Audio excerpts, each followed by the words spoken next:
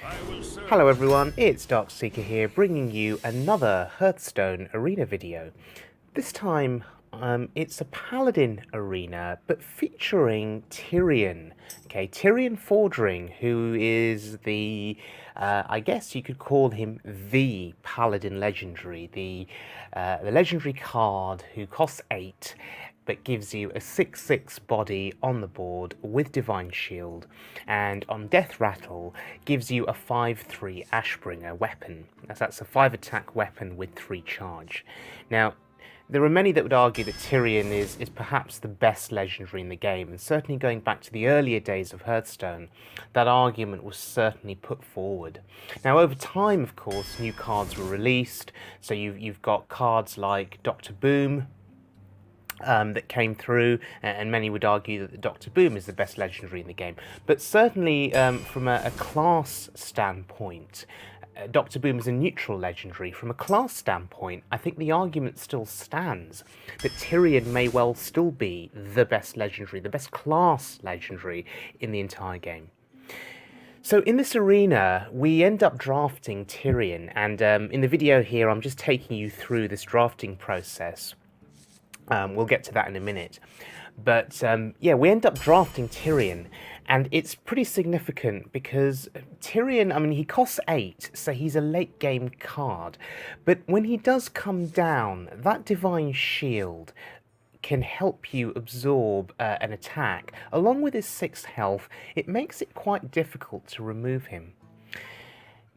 And of course, with the Ashbringer, 15 damage to the face, or that's 15 damage trading on the board, removing enemy minions, Tirion theoretically gives you a huge advantage. This arena run is done in conjunction with a friend of mine, Terrik, who will join us sort of later in this run. Now, this video doesn't contain the complete run. It's games where Tirion was sort of prominent, if you will. These are the games that I'm featuring in this video. So you could call it the best of Tirion in this arena run. So Paladin Arena, in this draft so far, you know, we've got some decent cards. We've got Consecration and True Silver Champion, which are sort of considered staple cards in that mid-game. True Silver Champion lets you clear minions on the board and heal yourself at the same time, so certainly one of the best weapons in the game. Consecration, good for clearing the enemy board with AoE. It's only 2 damage, though. So you've got to use it at the right time. But we've also got a shielded mini-bot, which is absolutely significant. It's the best 2-drop in Arena, in my opinion, simply because it will usually absorb 2 attacks. That Divine Shield is significant, so on turn 2, it comes down. It will often send the enemy into a bit of a panic, thinking of ways to try and remove that shield. And sometimes, if it's a mage on turn 2, well, they can waste their hero power on the shield of the mini-bot, and that's an entire turn taken up. So, shielded mini-bot, really good card there. Glad we've got it. Blessing of Wisdom, also, I think, an excellent card, because you cast it on an enemy minion, and whenever that minion attacks, you draw a card. So, in many ways, it stops that enemy minion from attacking, and that's really significant. Anyway, so joining this draft now in progress, we've got Consecration, or the Spider Tank. I chose the Spider Tank because it's one of the best 3-drops in the game with that 4 health. It's pretty good, and we've already got 1 Consecration.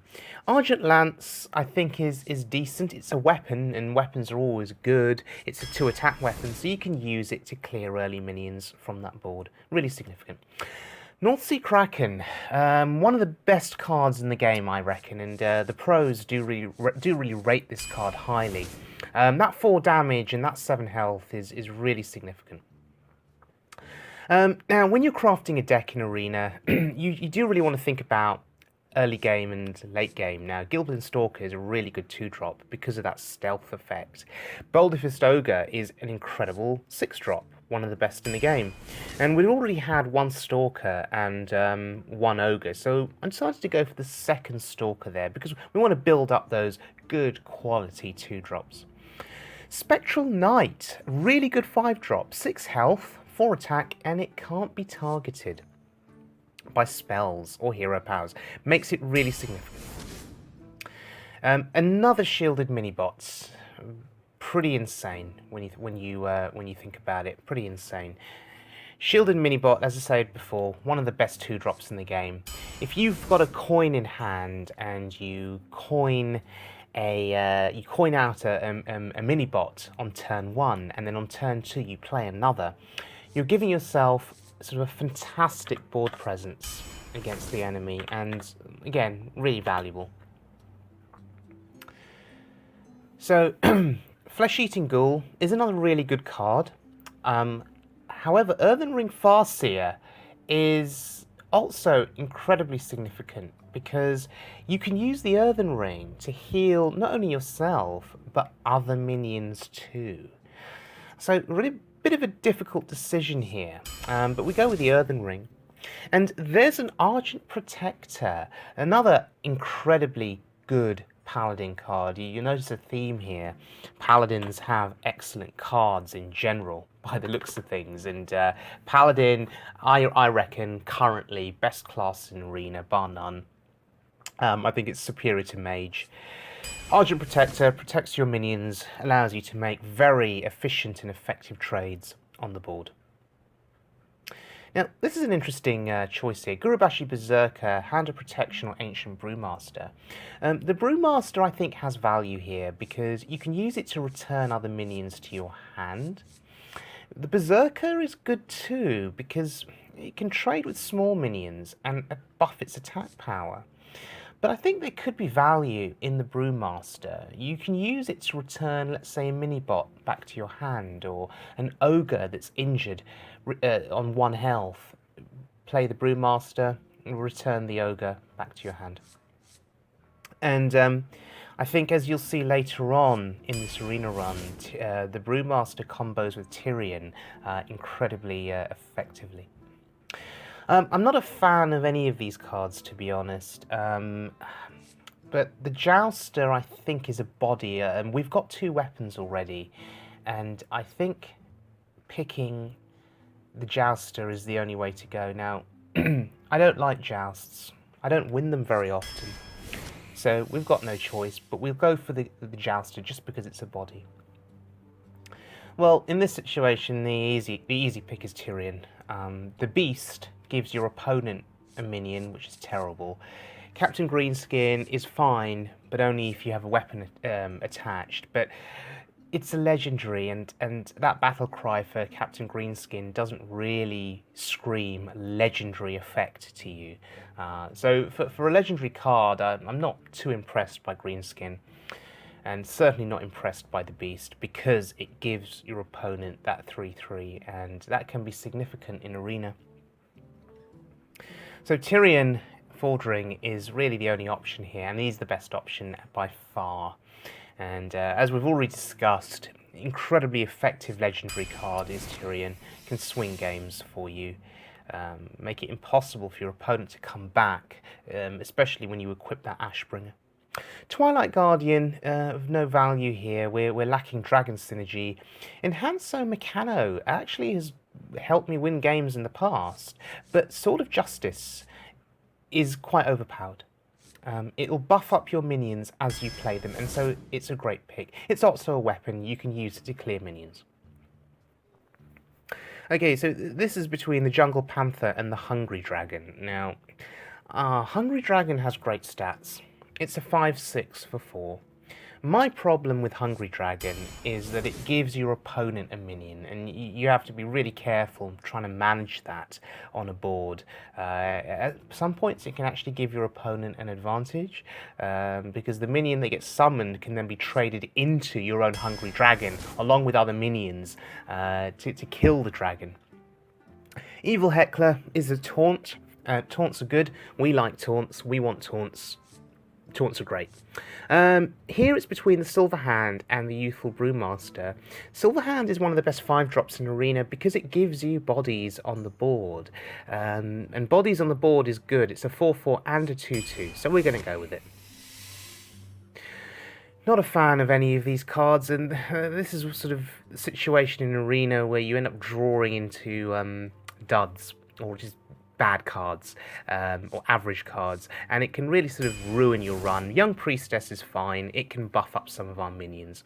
We'll go for it. Mad Bomber or the Leper Gnome? Well, the question is, do we want more 1-drops or 2-drops? I think the Bomber is a reasonable 2-drop, even though the RNG can be terrible.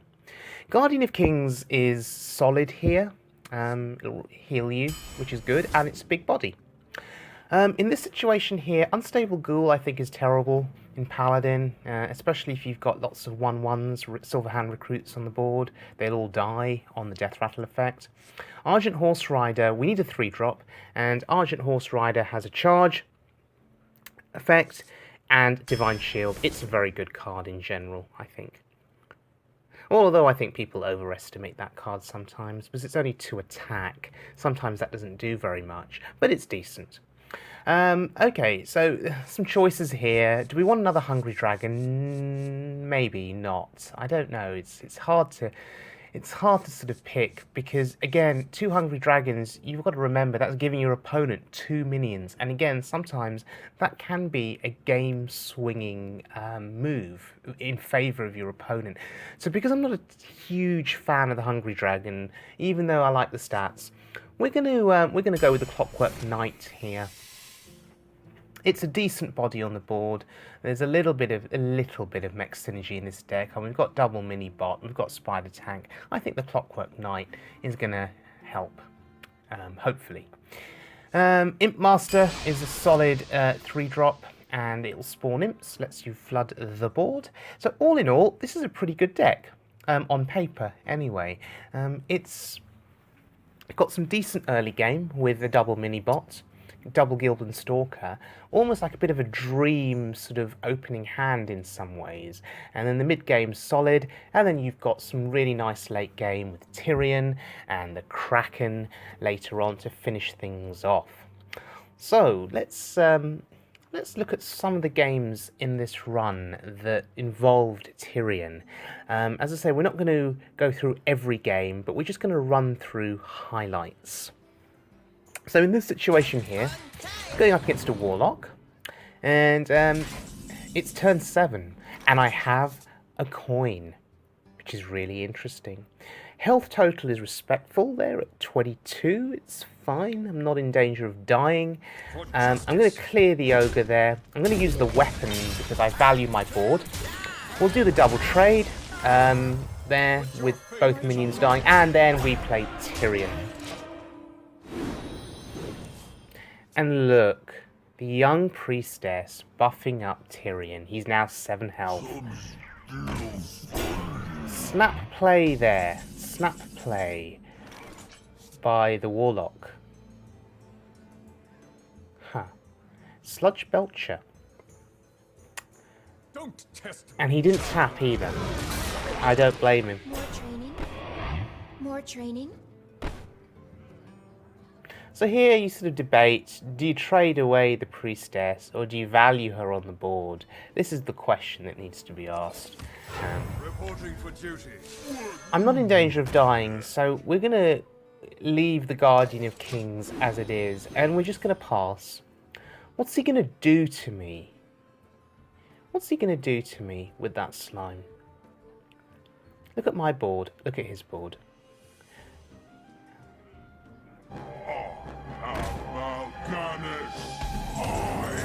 Right, well that's one way to answer Tirion. Mal'Ganis. Oh, unbelievable. Okay, so in a situation like this, you've got to look at effective trades here. Mal'Ganis has 7 health. If I ignore Tirion, I mean I've got the Ogre, and I've got an Imp, perhaps. They can kill off Mal'Ganis or be sacrificed to Mal'Ganis. That's not so much of an issue, but it's a question of what's the most effective way of doing this. Well, we've got to kill the slime first, I guess. And we have the Argent Horse Rider in hand. So I think it's a must here. We've got to play it. The cavalry's here. There we go. Kill off the ooze. Kill off Mal'Ganis. And go face. I'm not going to commit the Hungry Dragon onto the board there, because there's no need. There really is no need. And I'm conscious of things like Shadow Flame and Twisting Nether and other big board clears, if you can somehow manage it. For Blackwood. Okay, so the Warlock's got some reasonably big threats in his deck, and he's playing these now, but he's reacting to my board. I have the initiative here, so I can set the pace and I can shape the decisions that get made on this board based on what I play, and he has to react to it, which is significant. So here's a question. Would you go face, or would you trade? Don't test me, child. I feel confident. The battle. Even if he clears my board somehow, even if there's a, I don't know, a power overwhelming Shadow Flame, I get the weapon. And then I can go face with the weapon. Unless there's a silence. And then would be sad.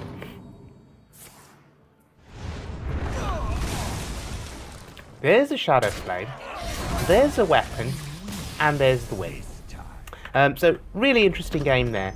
Tirion really doing an incredible amount of work on the board. But as we saw, various classes do have ways of dealing with legendaries, and Shadow Flame is one of those ways that a Warlock can deal with Tirion. If you're a mage, you'd have something like Polymorph, for instance. So, legendaries, Uther versus Thrall. they're not invincible.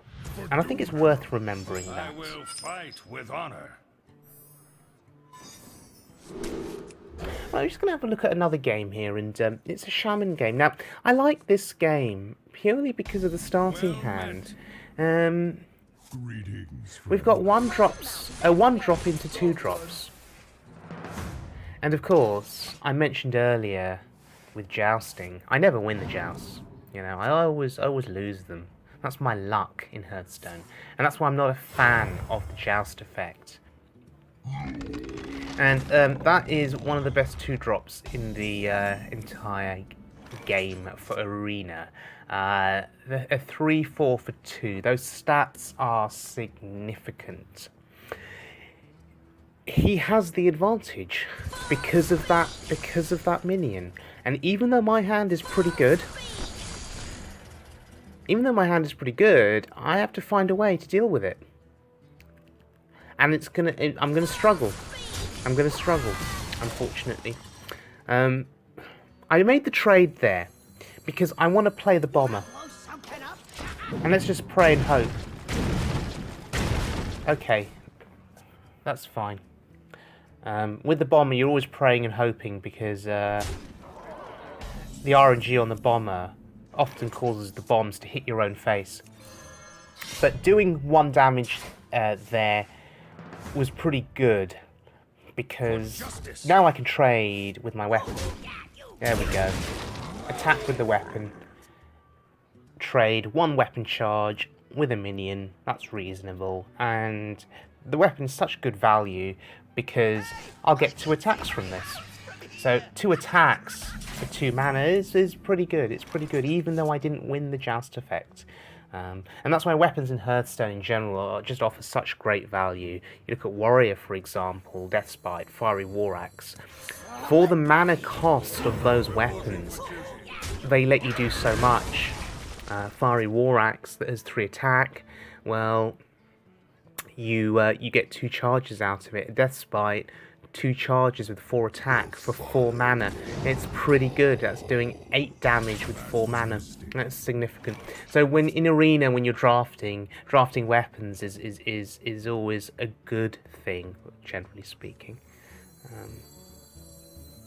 You're essentially trading your health with an enemy minion. That's essentially what you're doing. But it helps you to win the game. I think there is such a thing, though, as taking too much damage from weapons. And I've played warrior games in the past on ladder and in arena where you keep hitting minions in the you keep trading with minions on the board with your weapon charges, and you end up taking so much damage that actually in the end, if your opponent has a big late game card, they can kill you. So there is a fine balance involved, and you do have to be careful, especially going up against aggressive classes. Anyway, the Acidic Swampoo's one of the best counters to a weapon in Hearthstone. You play it and it removes the weapon. However, in this situation, the Earthen Ring Farseer there, healing my minion, and it's a conscious choice to use the Earthen Ring to heal a minion rather than healing my face. Now, in the drafting process, I had a choice between the Earthen Ring and the Flesh-Eating Ghoul. And both cards have value, but I do value the Earthen Ring more due to situations like this where, as you've just seen, you can use it to heal minions and then maintain your presence on the board. So, the Fireguard Destroyer,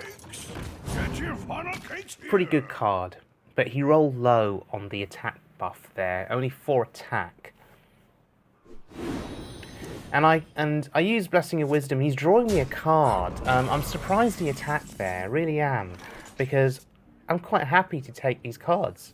I really am. So yeah, please keep attacking with your 4/3 and I'll keep drawing cards.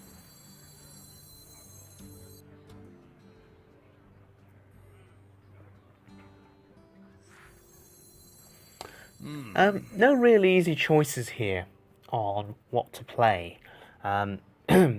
Stormpike Commander does 2 damage, but then you've got to question, well, what am I gonna do the 2 damage on? I mean, I could have used the Commando to attack the 3/5 with the 2 damage, and then trade in with the Spectral. But I think this plays better because the Lord of the Arena has 5 health, and both of his minions would need to be traded in to kill it. Unless he has a spell or a hex, another way of dealing with that card.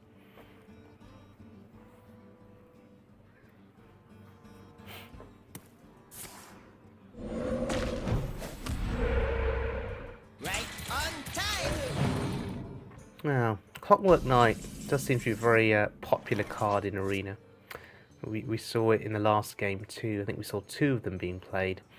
So he didn't trade into the Lord of the Arena. He didn't want to lose both of his minions.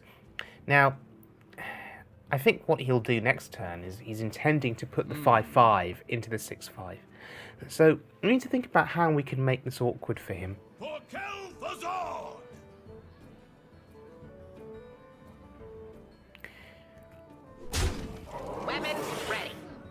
See, my Spectral Knight doesn't die there. And I want to get rid of the 5/5. Because now I have a choice. I could play the Imp Master and Commando, or we could put our faith in the light and play Tirion. And now he'll have to throw his 4/3 into Tirion and draw me a card too.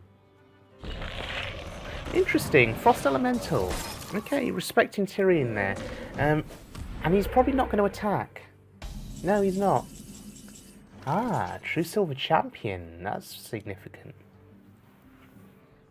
Okay, how much damage is on board? I've got 6. I mean, we're nowhere near lethal, so we have to keep trading here.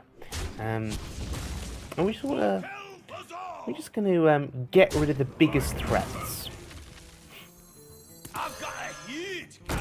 I'm happy for that 4/3 to stay alive. Because every time he uses it, it draws me a card. And he needs to use it to pop the Divine Shield. Yeah, he's going to use it. He wants to get rid of it too, I think. There's my own Clockwork Knight. Oh, I can use it on the mini-bot. That's pretty significant. So, you can see here a Shaman resorting to totems here, double totem on board, Raging Worgen, It's not enough for him. It really isn't. And even his 3/5, how is he going to activate that minion? What spells is he going to cast on it in order to buff it up? So, in theory, I could just ignore his board. However, I'm quite a conservative player in Arena, and often a defensive player. My friends who play with me will often say that I don't take enough risks. Oh, by the way, that's why I don't like Hungry Dragon.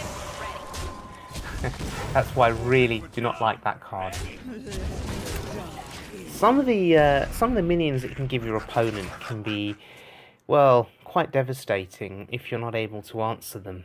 So just imagine if Hungry Dragon was the only card on board on my side, and I gave my opponent a Dust Devil with Wind Fury. I'd take 6 damage to the face.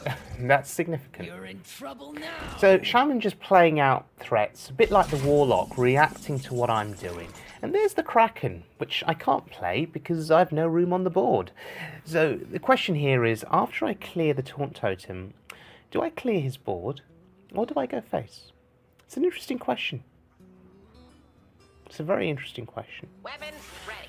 Right, so trade there. I guess that makes sense. Do I want to use the mini-bot, or do I want to use something else to make that trade? And I do want to kill something off as well on my board, you know, because I need room for the Kraken.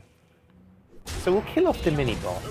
You know, let's create some more room. The Imp Master is going to be spawning an Imp too, so again, we really are desperate for room here.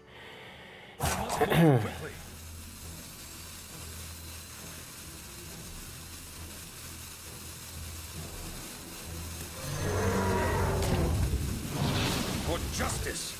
Don't test me, child! There may well have been a more efficient way of making those trades. But I don't mind tanking the face damage. I really don't. So the Imp Master was able to spawn an Imp. We put the Kraken down. We've got a full board. How can the Shaman remove an entire board? Mages have Flame Strike. There is a lot. Warlocks have Twisting Nether. What does the Shaman have? Well, there's Lightning Storm. But even then, remember, I get the Ashbringer, and that's what I'm going to use to kill him. And there it is. Another game with Tirion won, and Tirion there was absolutely significant. The presence of Tirion on the board did a lot of work, did an awful lot of work. So yeah, all in all, that was pretty good, pretty good. And I think in this Arena series, I've got relatively lucky in that I've been able to play Tirion. There's been other Arena runs in the past where I've had other legendaries, and I've either never drawn into them, or they've been stuck in my hand because I've never had an opportunity to actually play them on the board, given what was going on the board. But more often than not, they just never arrive in my hand to begin with. I remember a few months back I had Dr. Boom in one of my Arena drafts, and in the games I played, he didn't see play once at all. I never drew into him, and that was really sad. So this game is interesting because I'm going up against another Paladin, and I saved the coin because I didn't have another 2-drop to play, so didn't play the mini-bot on turn 1. Just because, as I say, there wasn't another proper 2-drop. Some players would make the argument that you could just hero power on turn 2, but I don't know, it's not very effective, is it? So the Saboteur is a 4/3, and it's relatively strong. I need to think about how to answer it. I could use the Horse Rider, or I could coin out a weapon. I'm going to save the coin. I'm just going to make a double trade. And in some ways, I'm sort of saying to him, if you've got Consecration, you better use it now. I'm trying to tease out Consecration, or a weapon. So he makes the trade, and that card is annoying. I'm happy I didn't use my True Silver Champion last turn with the coin, because now I can kill his Murloc Knight. If I'd revealed the True Silver Champion on the earlier turn, then he wouldn't have played that Murloc Knight there. So just thinking ahead there and thinking their turn 4 is a key Paladin turn, either for Consecration, True Silver Champion, or the Murloc Knight. So try and anticipate what he may play and have an answer in your hand ready for that next turn. Earthen Ring Farseer value. In my previous game it was me that had Farseer value. In this game the Paladin is getting value from it.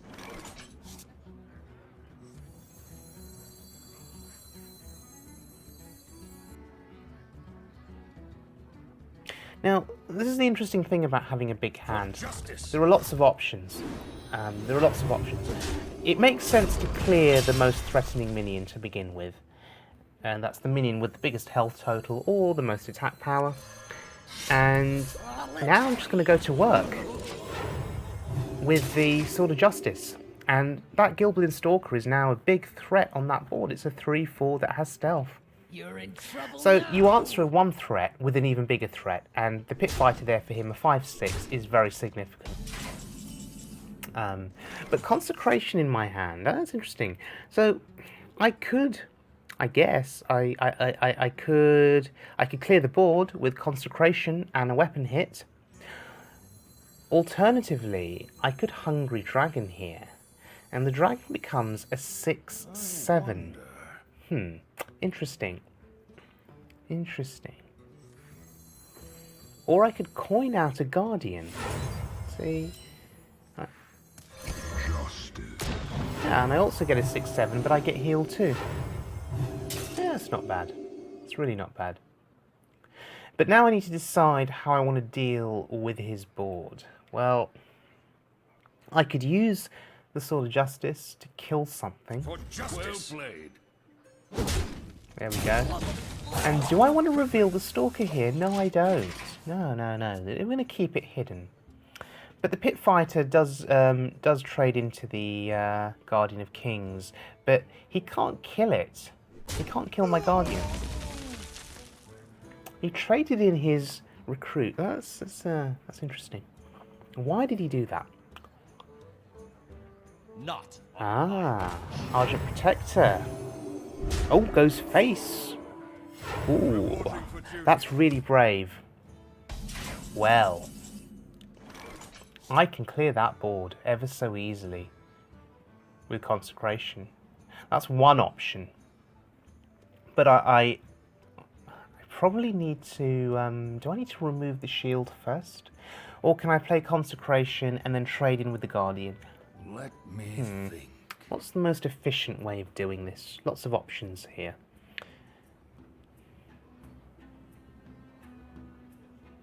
I could save my Consecration, For justice. perhaps. Did I mess that up? My mount very rarely explodes. Maybe I did. You see, look, never lucky with the joust. Never, ever lucky. Oh well. Yeah, I think I messed that play up. You see, I didn't need to pop that Divine Shield. Yeah, that was a terrible play on my part. Really terrible. Wasted damage, wasted cards. Yeah. Put your faith in the light. Anyway, he has Tirion, The battle. and that's fine.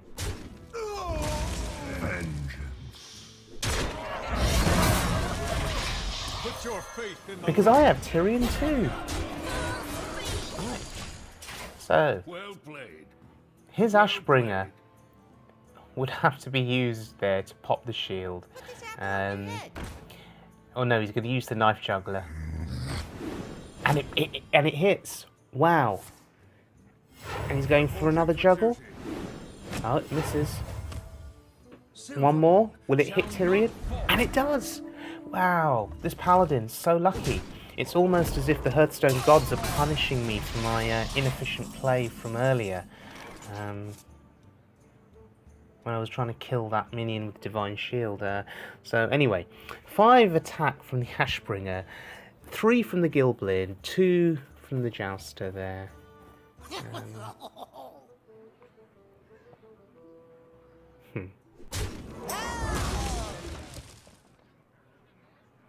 For justice.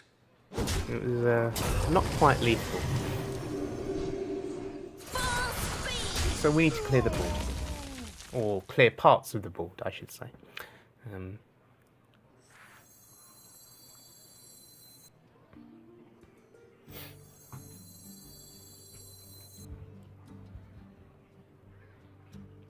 So there are choices here. Spectral Knight, I think, is fine. And the Spider Tank too. The Kodo Rider was also very good. Would that have been a better choice? I don't know.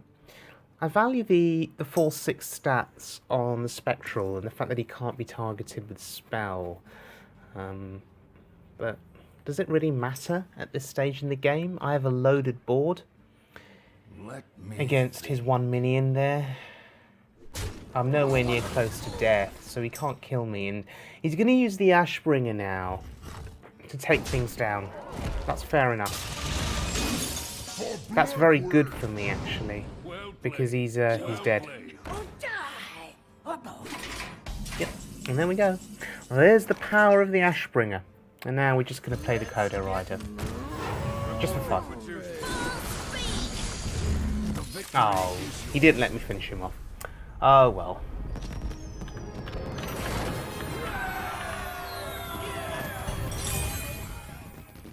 So that was a pretty interesting game there. Yes, I know that I misplayed slightly there in that game, but Tirion showing his worth and facing down another Tirion.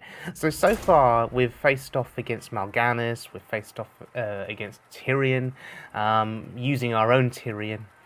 And yep, just being joined there by my friend Terrik, who often spectates my arenas, and we make plays together, make decisions to play together. Terrik is an excellent player. I think I originally encountered Terrik in Arena. I think we played off against each other at one point. And since then, Terrik has always been there, helping me out with my plays in Arena, and I've learned a lot from Terrik over the last 6 months or so, however long it is that we've been friends.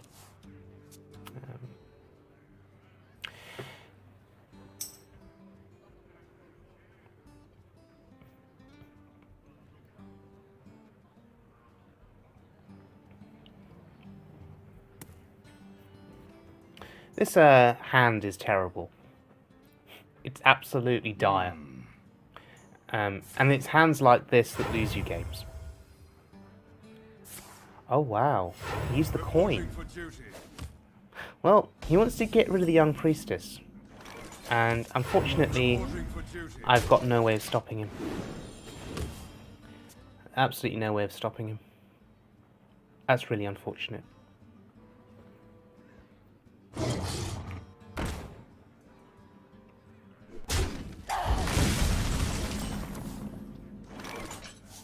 Don't worry, loves. The cavalry's here. And this is where the charge effect is ever so useful. Yes, it's only a 2 attack charge, but in this situation, it works out pretty well. I think heading into the late game, that 2 attack charge becomes less useful because your opponent plays minions with sort of higher health totals. But in the early game, it can be very, very good. Now, the Injured Blade Master represents a problem because it's got 3 health and 4 attack, and I could have traded both minions in, but I'm going to value board presence here, and I'm going to let him make the trades if he wants to. I'm going to value getting damage in while I can. I'm facing another Paladin, and at this stage in the game, you need to be super careful. Because of cards like that, yes. Paladins with amazing drafts. That draft cards like Coghammer. That's not to say that my draft isn't amazing. My draft's pretty good too. But, as I say, these games get tougher as you win more. So, Clockwork Knight. A tempo Clockwork Knight. There's no mech there on board, I can't buff anything. But I'm going to play it for the 5/5 body. As Terrik said in chat there, it's such a heavy hand, yes. But as we head to the late game, this hand does improve. You know, I've got a 6 into a 7, into an 8, into a 9. And he needs to be able to compete with that. And I have Consecration, which on that board is going to be really interesting. Hand of Protection, though, could ruin the party for me there, yes. It's not good for me. Because Consecration doesn't clear that board now. I was hoping he would have traded the 4/3 into a minion, get it down to 2 health or 1 health, and then I could Consecrate. So is Consecration the best thing here? Or do I want to save it?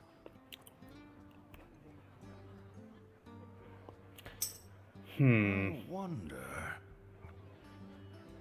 You see, I could just play Lord of the Arena. But what does that do? What does that do? He would have to trade, well, a weapon charge plus the knife juggler in, or the weapon charge and the 4/3.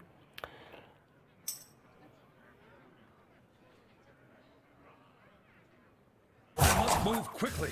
The gates are open. Job done. Yeah. It'll absorb some damage, it'll kill a minion or two, but it's not great. It really isn't. Well met. Okay. Oh, that's not good. Reporting for duty. Huh.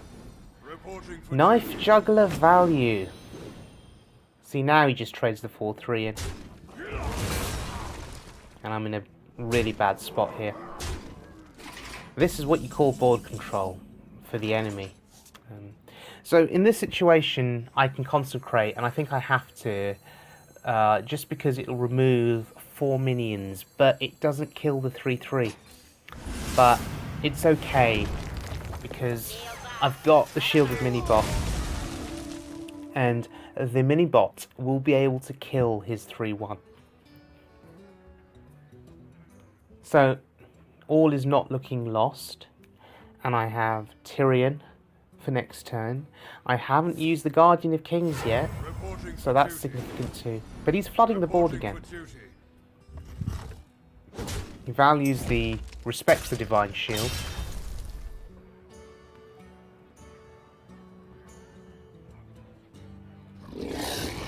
Alright, Snapjaw to attack. I'm not too scared of it. But now, I have a choice. I could heal up with the Guardian, or I could play Tirion. Now, what has a greater impact on the board? Well, clearly Tirion does.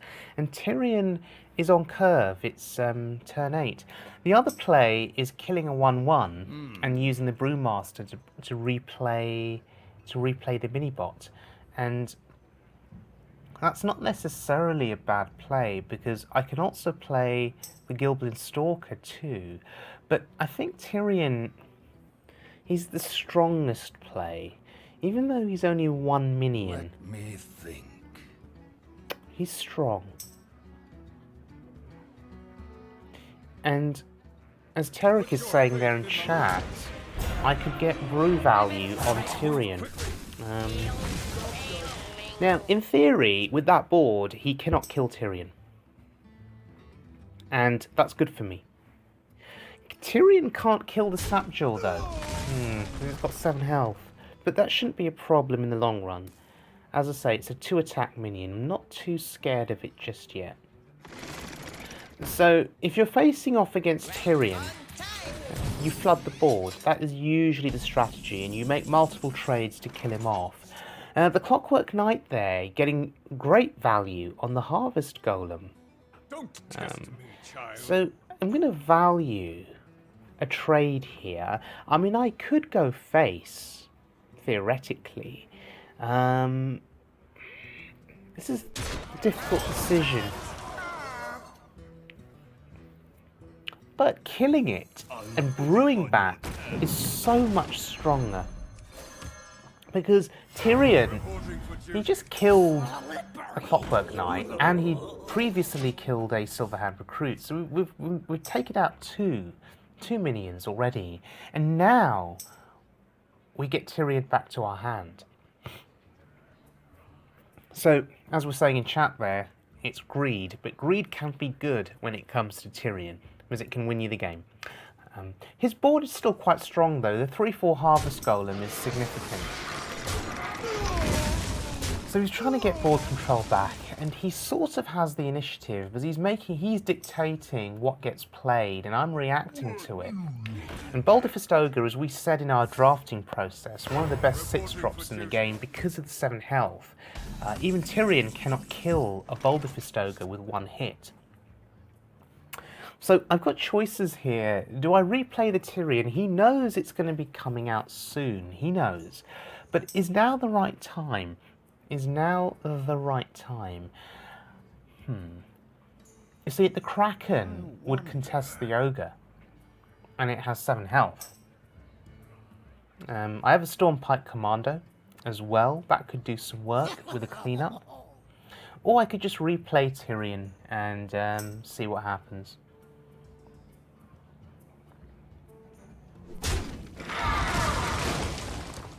So many choices here, so many options. I mean, Guardian of Kings is also an option, but then what do I play with it? Put your face in the light. Tirion, though, is, as I say, I think, so strong and maybe the best play here. He's going to have to invest a lot into taking down Tirion. Well, he'll use the 1/1 and he'll use the Ogre. So we'll be absorbing 2 hits there, and we'll get the Ashbringer, which is really good. And as Terrik is saying there, the 1/1 could kill his Ogre, which is really significant.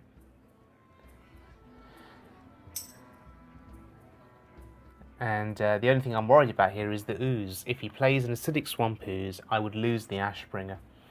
Or what are the chances of that?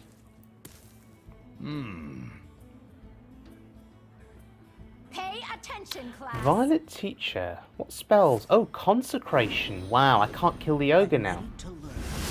Interesting. Well, I can kill the Ogre, but I don't want to face tank 6 damage with the Ashbringer. But this is where the Stormpike Commando could come in. We can use that, kill off the Ogre. The Violet Teacher is a threat. We need to remove that. Now is not really the time to go face. If he has more spells, he'll get more 1/1s spawned onto the board from the Violet Teacher. So I think now it's just time to taunt up. And the Snapjaw plus the 1/1s, well, yeah, they can trade in, but they protect the Stormpike Commando. Stormpike plus Ashbringer is 9, plus the Kraken is another 4, 13. I've got 13 potential damage then for the next turn. Unless he has another Consecration. There's Murloc Knight. Perhaps the most ridiculously overpowered card in Arena, some would argue. And now he's flooding the board with Murlocs. Wow. This is Murloc Arena. I'm nearly dead, if I'm not careful here. And I don't have lethal. So I have to start clearing again, I guess. And this is a bit awkward now. The Kraken, though, will do 4 damage, and we need to decide what to target.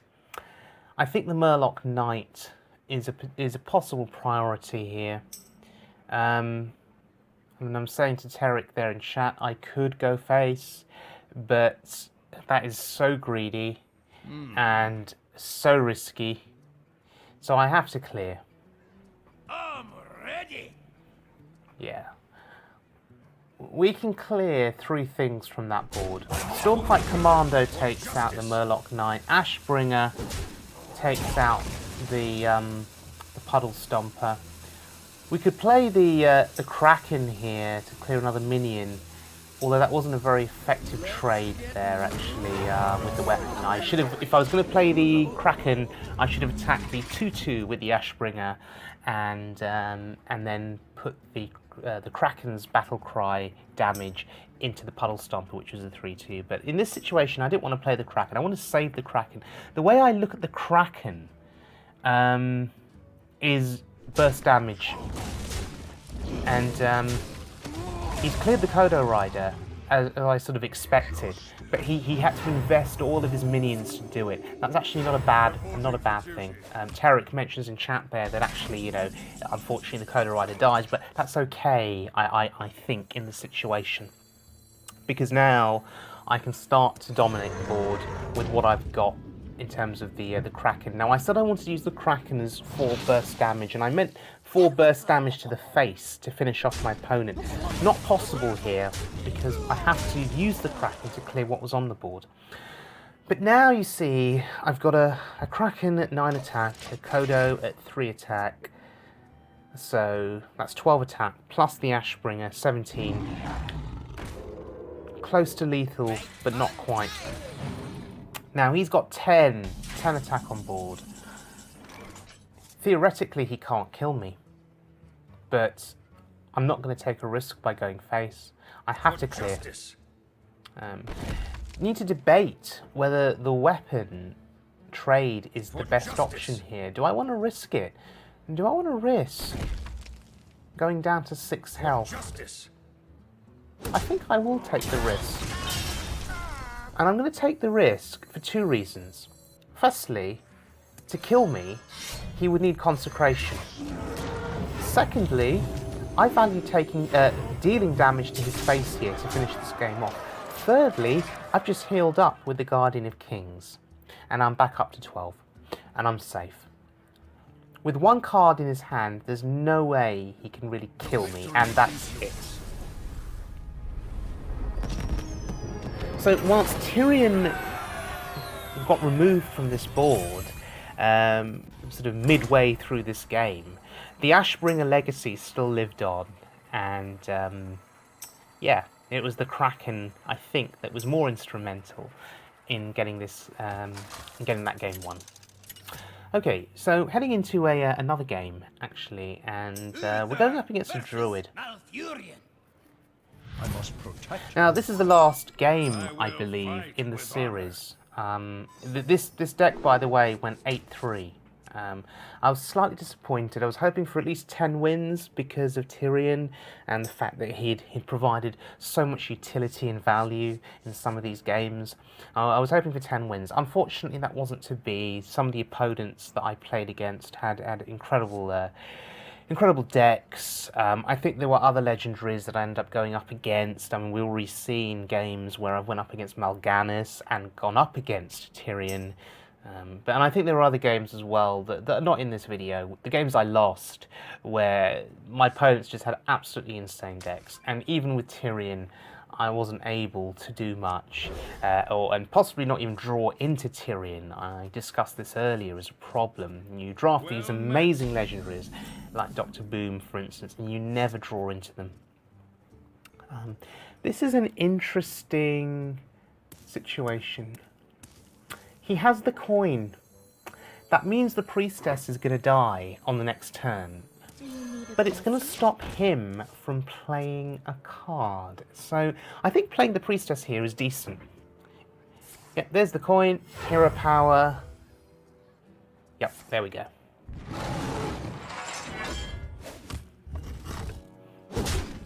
Okay, that's fine. We have a curve though, and a 2, a 3, and a 4. Having the curve in Arena is so important. And there's the earthen ring. And already you start planning ahead, thinking, where's that earthen ring going to be used? How is it going to be used? Which minions can I heal with the earthen ring? And Zombie Chow, that's one of the best 1-drops in the game, bar none. But he played it on turn 2, I guess, which is fine. It is almost like a 2-drop then in some ways, because of that 2-3 stat. But we're going to ignore it. The spider tank is able to deal with it. He's going to probably use it to kill the mini-bot off, and I'm okay with that, I think. Because he'd have to hero power and waste his turn again, yeah. This is the power of the mini-bot and of that young priestess on turn 1. Many classes will have to waste a turn playing a hero power, and that's a turn where they're not playing a minion of their own. Okay, Mad Bomber. We could get some RNG here if it's on our side, and we could kill off the zombie chow. But no, I'm not going to risk it. I'm not going to risk it. Debating here whether to use the Earthen Ring or whether to use the Heckler. This is the question.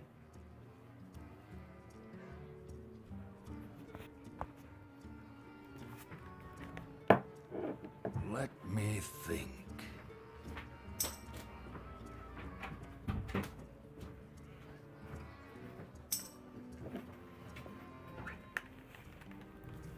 I must move quickly. The Heckler is on curve, and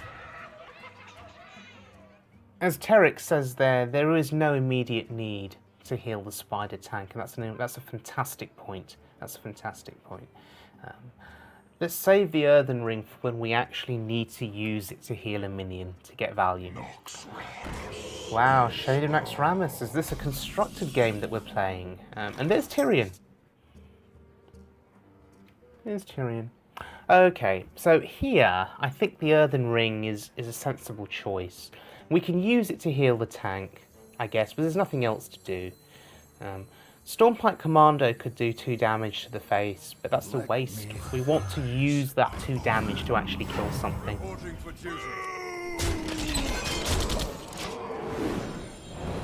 So this is quite a threatening board. Unfortunately, it is weak to mind control tech, and that is something that one has to account for in Arena these days. Mind control tech, certainly in my opinion, has become, well, more prevalent. Well, certainly before TGT came out, I did encounter it quite a lot. Since TGT came out, though, maybe it's been less frequent because of the TGT cards diluting the pool a bit. But that bomb lobber actually killed off my taunt. And that's RNG, that's Hearthstone luck and RNG for you, which is ridiculous. Anyway, Stormpike Commando can deal with his 3-2 Shade. He unveiled the Shade, and you don't usually want to unveil the Shade until it's grown to a point where it can't really be removed easily. But the question is, do I use the Commando or do I play the Clockwork Knight? Do I value buffing up the 3-4? No, not really. Not really. I'll make the trade and I'll force him to hero power. It's still only turn 6 for him, so the hero power here is 2 mana used and only 4 left to play with. Oh wow, Starfall. You don't see that often. But it's fine, because I've got the Silverhand Knights, and I go face. Ready, sir. Reporting for duty. We are threatening lethal soon. We're 2 off lethal. Where shall I strike?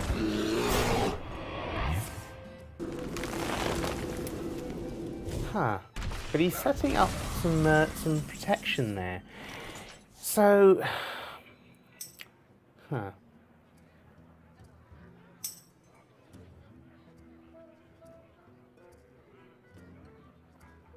Terrik there making some excellent points. Maybe my plays could have been slightly more efficient. Anyway. It doesn't really matter, because there's Tirion. Even if the Druid plays a silence effect here, Tirion will still be a 6/6 body, which is very difficult to deal with still.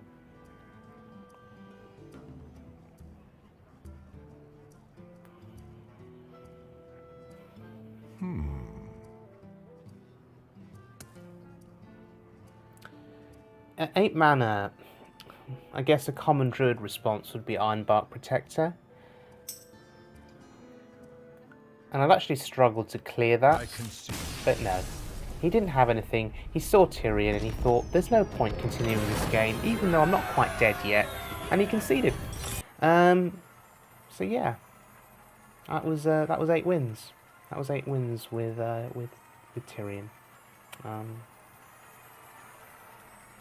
Now we're just going to have a look at I think one more game. I know I said the previous game was the last game we were going to look at, but no, we're gonna have a look at one more game in this series. Luther versus Valera. And it's against a rogue. I will fight with honor.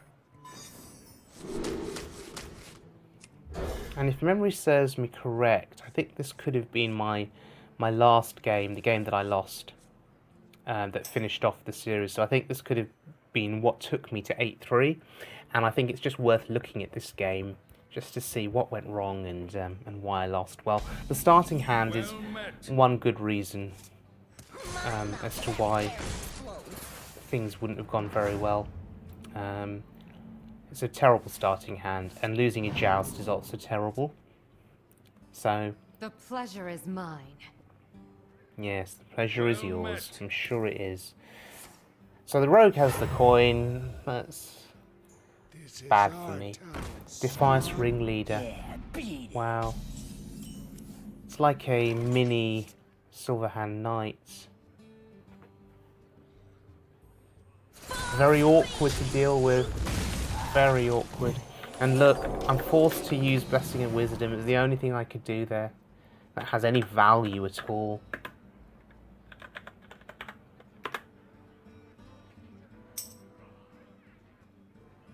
And Terrik is saying that this deck's pretty light on 1/2 drops. Actually, that's not necessarily true. So many options. Because I've got 10 of them in this deck. 10 of them.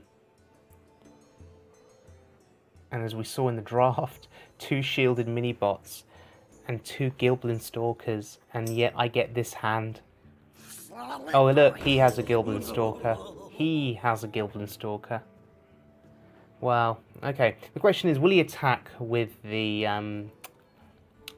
2/2? No, he doesn't want to give me a card. So I could just play the Earthen Ring here, which again is a bit of a waste, but I need to get something on the board. Thankfully though, I do have the Evil Heckler for turn 4 and the Clockwork Knight for turn 5. So I've got a curve coming up, but the thing is though, in a situation like this, it may well be too late, because the rogue has board advantage and I'm reacting to what the rogue is doing, in essence. He has control of the board, he's going to be dictating what goes on. So there's the dagger up. At least he didn't play a minion. Okay, but he's going to trade. But he's going to give me a card. So Blessing of Wisdom actually worked out, but why on earth? See, I'm drawing out these huge drops. The Kraken is great, but I don't need it now. Wow. Okay. Yeah. So the Heckler contests both minions, which is nice, I guess. But again, I'm going to be reacting to what he plays. If he makes the trade there, if he does a double trade, I'm still going to be reacting to the next minion he plays. Because I'm left with nothing on my board. Okay, Harvest Golem. Someone called. Huh. With a Voodoo Doctor. When's the last time you've seen one of those? Okay, Stormpike Commando. Kills off the Voodoo Doctor, but dies to the Harvest Golem. So, but the Clockwork Knight dies to both minions and the dagger. But at least with the dagger attack, he's tanking 5 to the face. So there's a benefit there.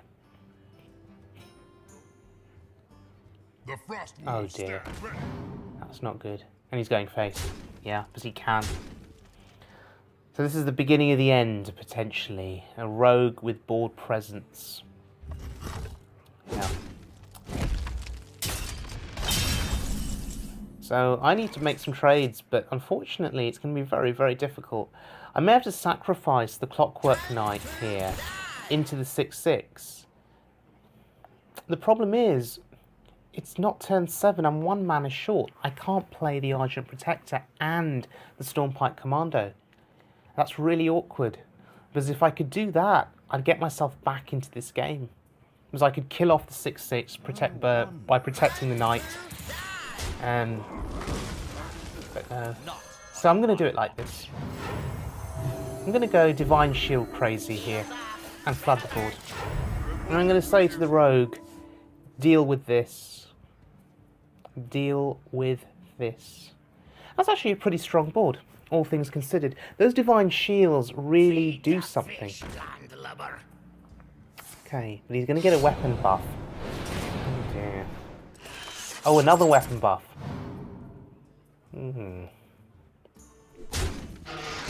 So he's going to clear. And all of a sudden, a board that looked threatening for me now just looks weak in comparison to his board. That's very unfortunate. I've got a huge So I have to kill This is my the Frostwolf Warlord. I have no choice, I have to do it. The battle! And you could look at that and argue that we're almost equal, because he's got 2 minions on board plus a weapon. I've got 3 on board. But yeah, I'm reacting to him. There's the Jormungandr. So that's pretty significant for him, because it's got 9 health. So even Tirion doesn't actually kill the Jormungandr, and it's not turn 9. I can't play the Kraken, so I have to play Tirion. Right, put your faith in the light. I'm putting my faith into Tirion here. Unfortunately, I don't know if it's going to be enough. I'm at 14 health. And Well played. oh, he says well played. Oh, does that mean he has lethal? Thank you. It's always scary when they say that, because you're not entirely sure what they have up their sleeve. Now, You call that? what's he doing? He's going to kill Tirion. And this is a problem for me, because at 14 health,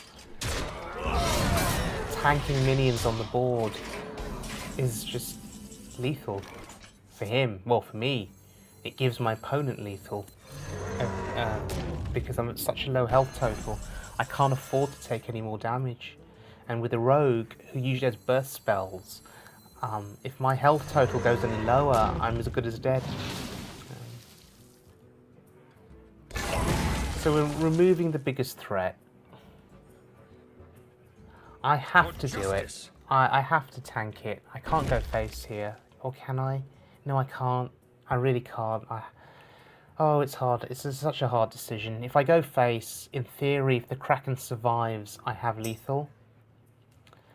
But the Kraken's not going to survive, is it? So if I kill a minion, if I kill one off, For justice. then the Kraken will survive. He can't kill the Kraken. But having said that, going face is a gamble, but it's the best gamble. Because then I can kill him over 2 turns. I can flood my board next turn and kill him over 2 turns. Yeah. Well He played. says well played. He has lethal.